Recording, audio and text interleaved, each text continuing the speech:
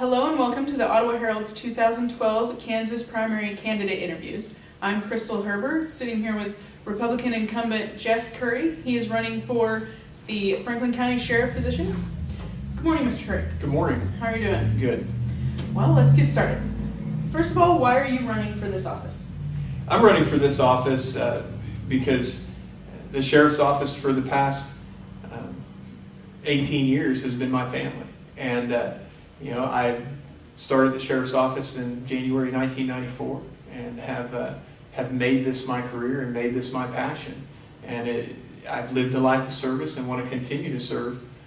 I've built myself up through the ranks with some very good tutelage over the years, and definitely feel that I'm not only experienced but prepared to continue to serve in this capacity for quite some time. Being the sheriff, you obviously should be pretty aware of the crime in the county. What is the biggest criminal problem in Franklin County right now? You know, it's hard to really put a finger on what the biggest criminal problem in the county right now is. A victim of a crime, no matter what that crime is still a victim. Whether the biggest problem is drugs, that's a problem that we have all over the state of Kansas. Franklin County statistically is no worse than any other area, but we still have a problem. Burglaries and thefts, that's a huge problem. And right now in our economy and the way that the cost of metals, we're experiencing a lot of scrap metal thefts in Franklin County, and we're working hard to allocate resources to try to curb that and work with some of the scrap metal dealers, things like that. To really say what's the biggest problem is a challenge. Crime, no matter what kind of crime it is, if you're the victim of it, it's a problem, and it's a big problem. So I hate to focus on a single thing. Okay.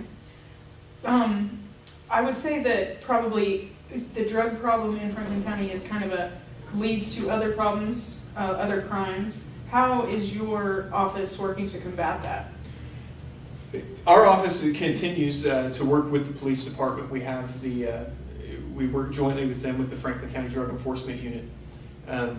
They've worked very hard, made some very large cases, and will continue to do so. The other way is education. One thing that a lot of people have this sense of is that drugs are a victimless crime, which we believe is absolutely not true.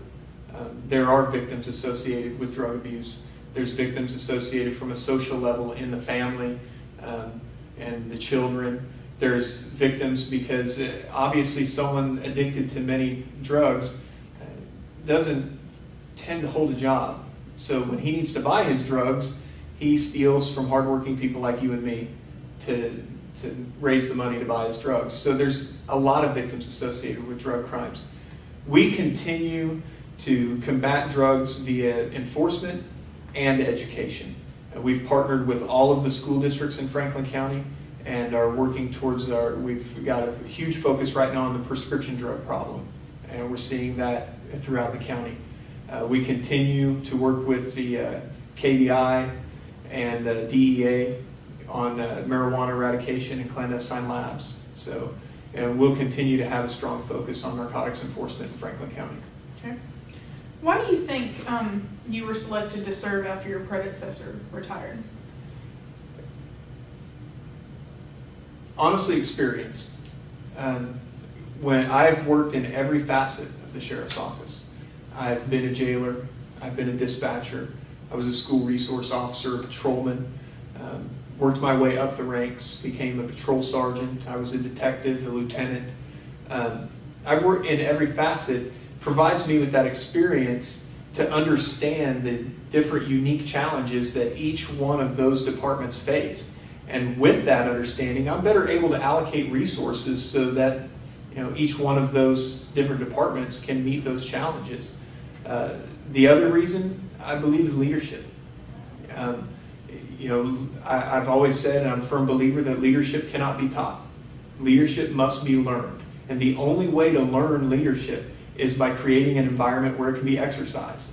I have spent my entire career, both in the military and at the sheriff's office, taking the time and putting myself in those environments where I can exercise leadership and develop those skills.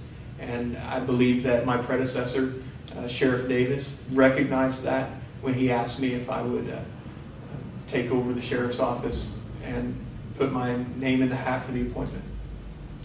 Having not been through a campaign before, what has your strategy been, and how is it working for you? You know, has definitely been a very new experience for me. I look at things a lot of times very tactically. I think that's a little bit of the military behind me. My strategy has been definitely to reach out to those who don't know me and get our message out to them. You know, the serving as sheriff is about leadership and experience. I mean, that's the meat and potatoes of it. And our strategy in this campaign has been to try to get that message out to the citizens of Franklin County that I am the candidate with the leadership and experience to continue to provide the services the sheriff's office provides. Yours is the most highly contested political race in the county with 3 candidates. Why do you think that is, and how is that affecting your campaign strategy? Well, what's somewhat unfortunate about having an elected sheriff is that anyone can run for sheriff. You don't have to have a specific degree. You don't have to have a specific background. You don't even have to be a certified law enforcement officer to run for the office of sheriff. Anyone can do it. Therefore, it tends to attract more people to run for that office, especially those who have had some law enforcement experience. How that's affected my campaign has just made it clear to me that we really have to get the message out there that this vote is about qualifications. Do you feel that your campaign efforts are getting in the way of your duties as sheriff currently? I won't say that they're getting in the way of my duties, but they are definitely a challenge. It's a challenge to balance running a law enforcement organization or criminal justice organization and running a campaign. I couldn't do it without the many supporters who have been helping me and my family standing behind me. What are some of the changes you've made in that office since you've been there? You know, we haven't made a lot of drastic changes. And one thing that I've always been very clear to anyone who asks and to my staff is that changes are made when we see a need for change. Improvements are a constant effort. We will always strive to improve. A couple of the small things that I've done is when I came into office, I made it a point that we needed a clear and concise mission statement. So I developed a mission statement for the office. It's a pretty standard mission statement, but I felt that statement needed something to hold it up. So I created 5 pillars. And our 5 pillars at the sheriff's office are faith, leadership, integrity, trust, and community. And with those 5 pillars, if my officers can maintain and remember that, and I don't say not just my officers, but my entire staff can maintain and remember that as we perform our duties, then I think we'll be successful at meeting that mission of providing the best law enforcement services we can to the citizens of Franklin County. You mentioned earlier about coming in 8% under budget in the last 2 years. How did you manage to do that? Well, that wasn't in the last 2 years. The 8% under budget was actually in 2011. Okay. And you know how we do that is just being fiscally responsible. Another way is utilizing resources outside of our general fund budget, applying for grant funds. When we have an opportunity to take a drug dealer's car, we take a drug dealer's car and then we sell that car and we utilize that money to provide services to Franklin County.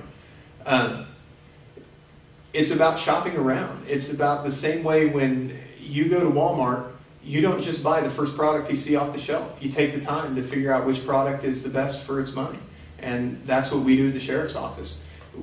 You have to have a little understanding of business and how to operate a business and how to operate a budget in order to effectively manage a budget, especially during these economic times. And we've done a really good job, not just myself, but my staff, of keeping ourselves under budget. Sticking with along the budget lines, a reader sent us a question. Linda Riley wants to know why you chose to purchase a new camera system for the jail rather than use that money on something else. Well, that's a really good question, and it's difficult for people to understand without having the knowledge. And this is a great opportunity for me to try to help people understand. What we had at the sheriff's office for many years, well, for 20 years, we had a limited camera system. There were analog black and white cameras positioned throughout the sheriff's office. I believe a total of 32 of them were positioned throughout the sheriff's office. Those cameras did not record, and they had numerous blind spots. Not only that, but a lot of them were just so old that they were going out on us. Those cameras were viewed inside our control room. We had 4 small 13-inch monitors that, or actually I think there were 9-inch monitors that the person sitting in the control room were able to view the cameras on. 32 cameras flashing through 4 monitors means that it was completely ineffective. And if you did see something, it would switch to the next camera before you had a chance to really know what you saw. None of it was audio recorded. So we had no video recording, we had no audio recording coming from this camera system. Now, in 2010, we worked very hard and we saved over $100,000 in our jail budget. That's money saved. We spent $64,000. I think in the end it came to $67,000. And we upgraded that camera system. We now have 64 cameras. We have less blind spots. They are HD digital cameras. Every camera is recorded, both audio and video. Some cameras in key areas are pan, tilt, zoom cameras, so the person in the control room can focus in on high-risk areas if he needs to. Since we put those cameras in, we haven't had a single lawsuit come out of that jail facility. Complaints against my officers and complaints against inmates are able to be easily investigated and reviewed. Those cameras not only ensure that my officers are doing their job appropriately in their care of the inmates, but they also ensure the safety of my inmates, or of my officers while they're taking care of the inmates. That was one of the best things the sheriff's office did. But the important thing to remember is that that was actually money saved. We still returned over $30,000 from that budget at the end of the year, and we're able to upgrade. Does Franklin County need a new jail? Not right now. But we do need to maintain the jail we have and keep it at the highest standard that we can in order to protect the citizens, the inmates, and the staff that work there. As I understand it, the reason that you didn't have to go to the county commission board for this purchasing request is because that was in your fund, your department's funds, and you don't have to. Is that correct? That's correct. Statutorily, the sheriff has control of his or her budget. The Board of County Commissioners sets the sheriff's budget. But once that budget is set, the sheriff has full budget authority within that budget. Now, one thing that's very important, and I will admit that in this case, I probably could have done a better job of communicating this with the commissioners before we made that decision. The communication is very important. And this was a lesson learned for me to communicate better. As far as the purchase, still one of the best purchases we made to bring that jail up to the 21st century. But the communication has improved immensely from that lesson learned. Okay. What is something about your service that you are most proud of? I think one of the things that I'm most proud of is the relationships that we've developed with other organizations around Franklin County. Yeah, I've heard one of my opponents actually mention that they didn't feel that we had good relationships. One of the things that I did shortly after becoming sheriff was contact Chief Butler and Chief Gillespie, the two chiefs of police, and ask them if we could try to have maybe a monthly or every other month just lunch meeting where we can discuss issues and talk about ways that we can help each other out. I go to almost every rural fire meeting there is. I do miss some. I was unfortunate to miss last night's because of the candidates forum, but I go to almost every rural fire meeting to help build and develop that relationship with the rural firefighters. I mean, those volunteers are working hard. What can we do to help them with that? We have someone at every city council meeting. If I'm not able to make it, then a representative for me goes to it. A lot of those city council meetings, as you know, are all on the same day. So I can't be at all of them at the same time, but we make sure we try to get somebody there. So that's one of the things I'm most proud of, is being able to develop those relationships with all of the communities and other organizations within Franklin County. And can we improve on that? Absolutely, that's a constant. Is there something maybe that you feel that, besides the building relationships, that you might be able to improve on in the next term? There are always things to improve on. I want to improve on every aspect of the sheriff's office. One of those areas that I really want to focus on improving on are some of our abilities to find some ways to curb the scrap metal thefts that we're seeing throughout the state of Kansas. I've been working with the Kansas Sheriff's Association. Other jurisdictions have found some new and innovative ways to do this, and I'm hoping to gain some knowledge from that and bring that back down to Franklin County. Another thing that I would really like to see us improve on is our own in-house training, and we've been working very hard. We've changed our philosophy on training. Instead of sending our officers out to get their annual 40 hours of training that's required, we're sending our officers out to become trainers so they can bring that back and then train the rest of the department. That's cut my training budget expenditures in half by doing that. And it's also provided us some highly skilled, highly trained officers.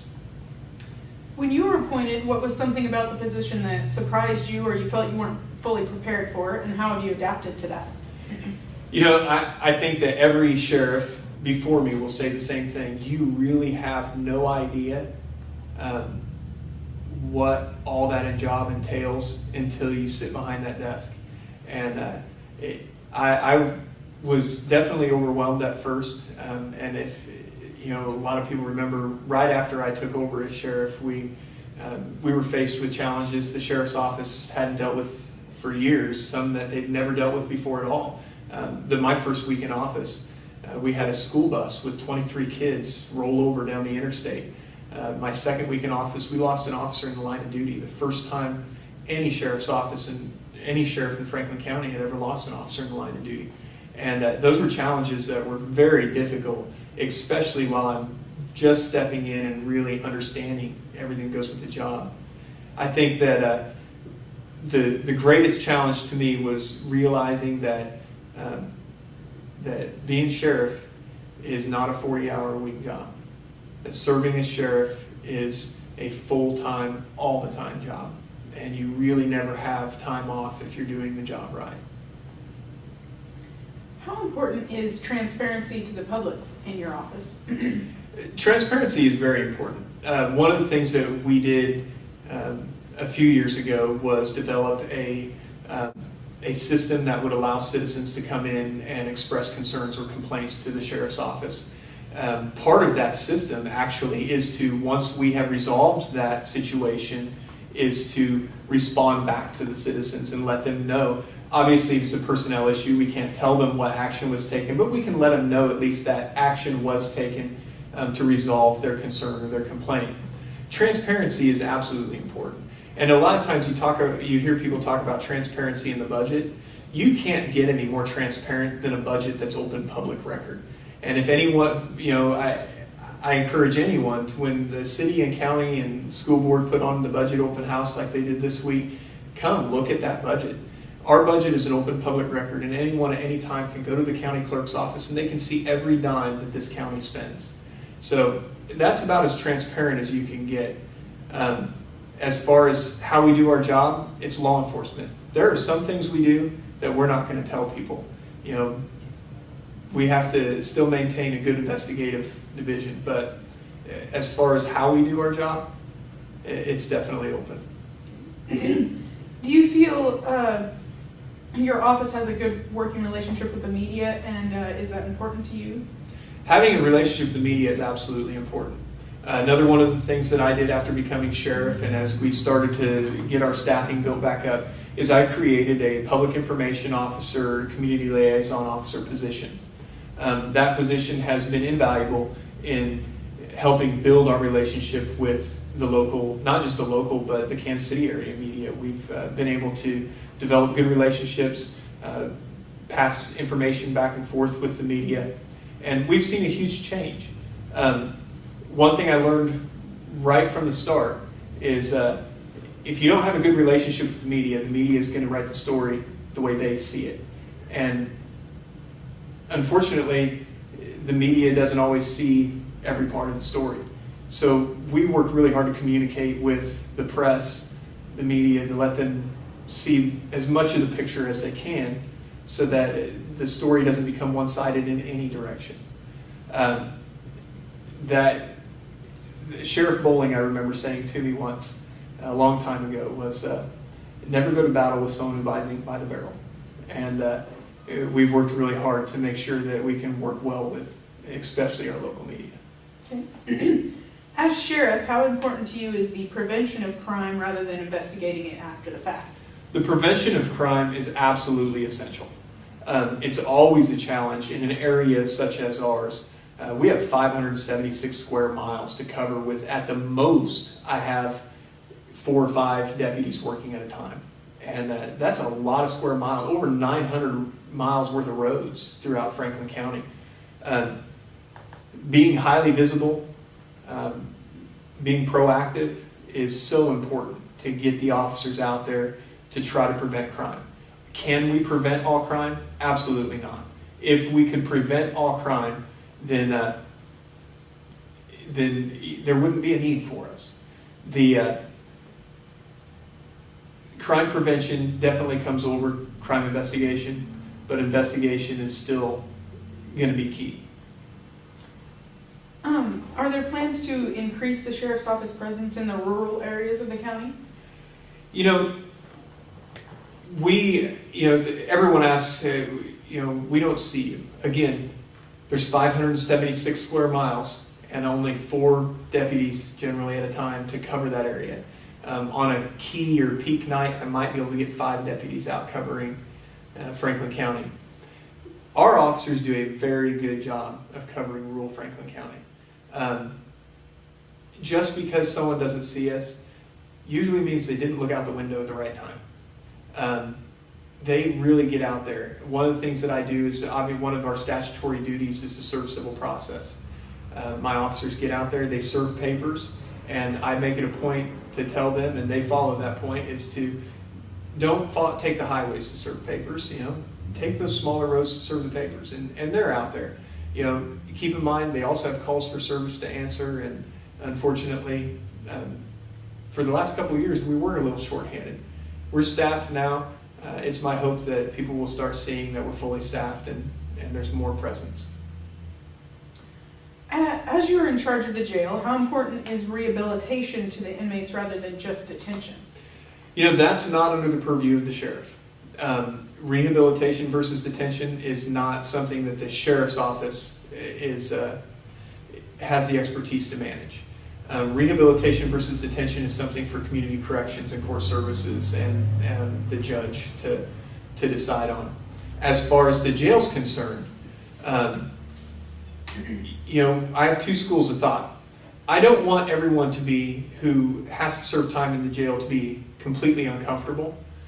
But at the same time, if you don't like it there, don't go to jail. So, it's about 6 of one, half a dozen of the other.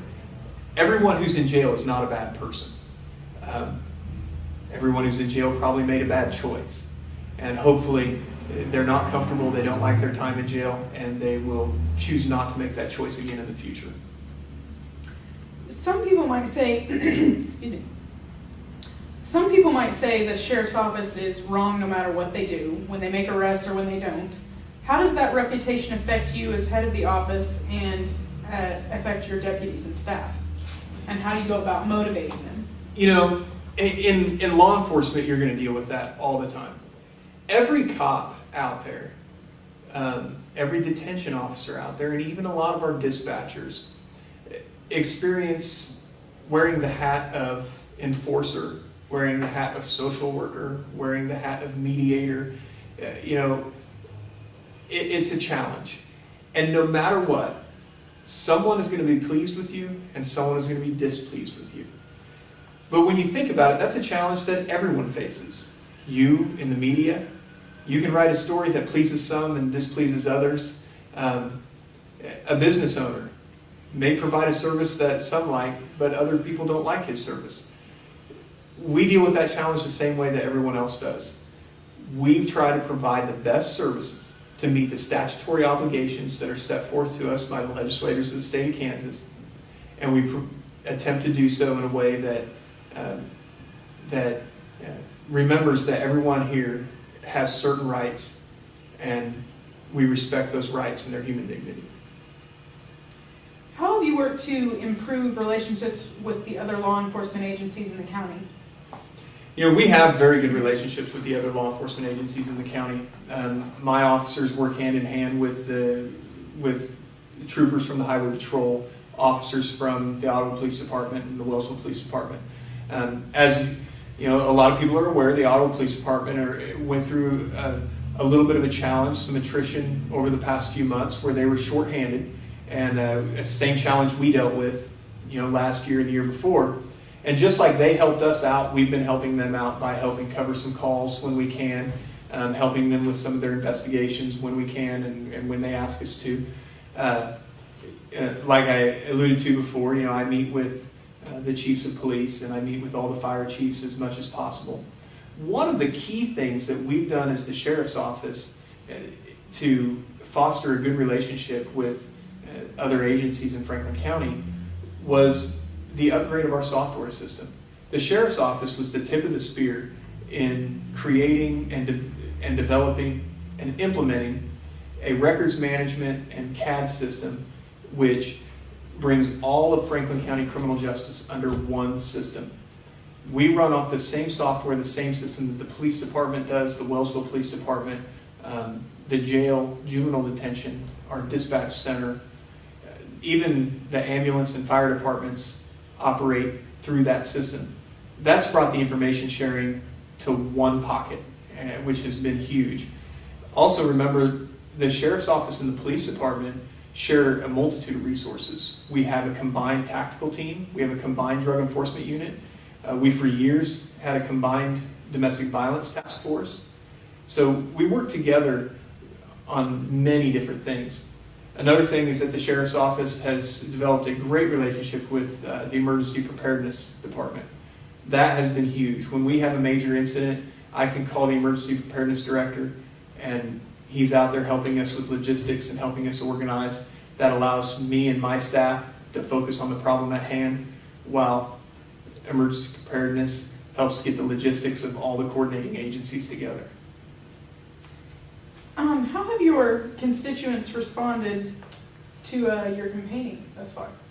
I think we've seen a very positive response. I felt very good, at the events we've been at. I've had a lot of positive feedback. I recognize that after almost 20 years in law enforcement, there are going to be those that I've upset over the years. You can't enforce statutes without upsetting some people. But overall, we've seen a very positive response. Last night, I was very pleased at the forum as I saw, people come through that door wearing a Curry for Sheriff sticker on their shirt. That makes me feel good, and it makes me feel like we're getting the message out. Okay. And what do you feel your chances are come August? I think they are good. Again, this is my first campaign. We're going to run this like we're going to lose it. But I feel very good. I feel good that the voters are going to go to the polls and vote based on qualifications. All right, well, that's all the questions I have. Again, I'm Crystal Herber with the Ottawa Herald, and I'm here with Republican incumbent for Franklin County Sheriff, Jeff Curry. Thank you. Thank you.